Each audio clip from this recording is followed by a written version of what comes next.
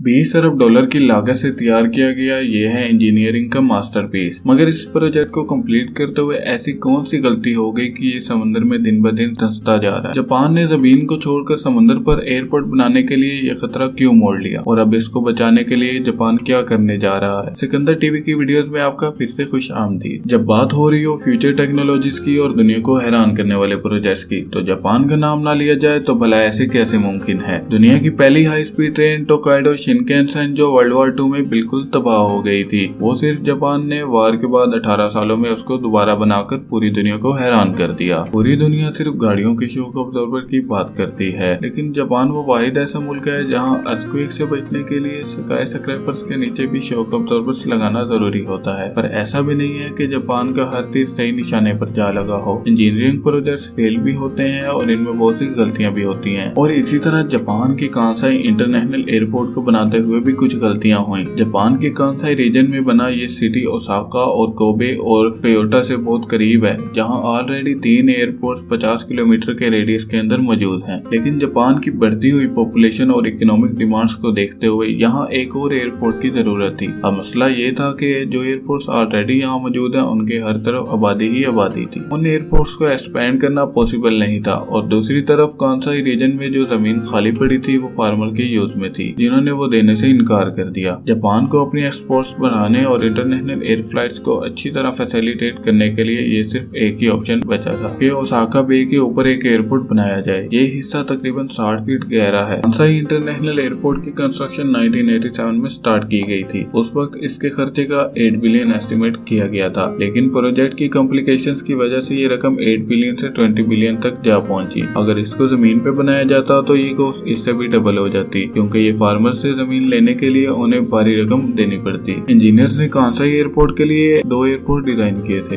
एक 4 किलोमीटर बड़ा तो दूसरा 5 किलोमीटर बड़ा। ये दोनों आइलैंड एक मैसिव सी वॉल के दम पर खड़े होंगे। यहाँ समुद्र करीब 60 फीट गहरा है, जिसको भरने के लिए पहाड़ों से तकरीबन 750 मिलियन क्यूबिक फीट मिट्टी खोदकर लाई गई। जापान ने इससे पहले भी काफी आइलैंड्स बनाए, लेकिन इस केस में 4 किलोमीटर दूर समुद्र के बॉटम में मौजूद कीचड़ काफी अलग थी, जिस पर एक सुपर स्ट्रक्चर बनाना खतरे से खाली नहीं था। इंजीनियर्स ने इस समुद्र पर मौजूद कीचड़ के सैंपल लिए। टेस्टिंग और कैलकुलेशंस के बाद कुछ एक्सपर्ट्स ने ये अंदाजा लगाया कि यहाँ एयरपोर्ट 19 फीट तक अंदर धंसेगा, और जबकि कुछ का कहना था कि ये 25 फीट से भी ज्यादा जमीन में धंस सकता है। इंटरेस्टिंग बात यह है कि दोनों सूरतों में एयरपोर्ट को अंदर धंसना ही था। खर्चा बचाने के लिए ऑफिशियल्स ने एयरपोर्ट को धंसने से बचाने के लिए एयरपोर्ट की फाउंडेशन को 19 फीट धंसने के हिसाब से तैयार करवाया, और यही इनकी सबसे बड़ी गलती थी कि कंस्ट्रक्शन प्रोसेस का सबसे बड़ा मसला ओशन फ्लोर को सख्त करने का था। 10 lakh drilling pipes ocean floor में डाले गए और उनको वाइब्रेट किया गया। इस वाइब्रेशन की वजह से जो लो सैंड थी वो कंप्रेस हो गई, जिससे फ्लोर काफी हद तक सख्त हो गया था। पाइप्स निकाल कर पीछे रह जाने वाले 10 लाख ड्रिलिंग होल्स में पानी जज़ब करने वाली स्पेशल रेत डाली गई।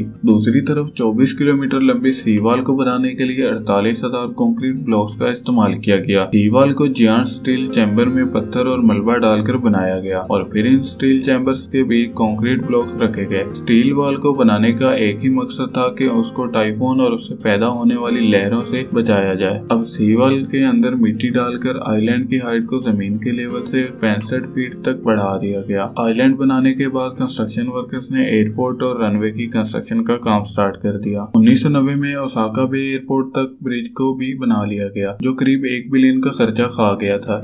कांसाई इंटरनेशनल एयरपोर्ट के अंदर धंसना तो पहले से ही तय था, लेकिन इंजीनियर्स और ऑफिसर्स को बहुत बड़ी गलतफहमी थी कि ये एयरपोर्ट सिर्फ 19 फीट अंदर धंसेगा, जबकि कंस्ट्रक्शन वर्क के दरमियान ही आइलैंड करीब 34 फीट तक अंदर जा चुका था। आइलैंड जो समुद्र से 65 फीट ऊपर उठाया गया था, उसमें 34 फीट एयरपोर्ट लॉन्च होने से पहले ही कम हो चुके थे। इस गहमा गहमी में इंजीनियर्स ने एस्टिमेट लगाया कि 50 सालों में आइलैंड समुद्र से 13 फीट की ऊंचाई पर आकर अच्छी तरह स्टेबल हो जाएगा। 13 फीट की ऊंचाई एयरपोर्ट को स्लैब से बचाने के लिए कम से कम रिक्वायरमेंट है, लेकिन यहाँ पर भी उनका एस्टिमेट गलत साबित हुआ, क्योंकि जो चीज वो 50 सालों बाद एक्सपेक्ट कर रहे थे वो सिर्फ 10 सालों में ही आकर खड़ी हो गई। जी हाँ, एयरपोर्ट की दूसरे टर्मिनल की लॉन्च तक आइलैंड 52 फीट तक धंस कर रह गया। दिन ब दिन मजीद अंदर धंसता जा रहा है। 2056 तक कांसाई एयरपोर्ट 13 फीट मजीद धंस कर समुद्र के लेवल तक पहुँच जाएगा। इस चीज से बचने के लिए हर आए दिन एयरपोर्ट की सी वॉल को मजीद ऊंचा किया जाता है, जिसमें अभी तक $150 मिलियन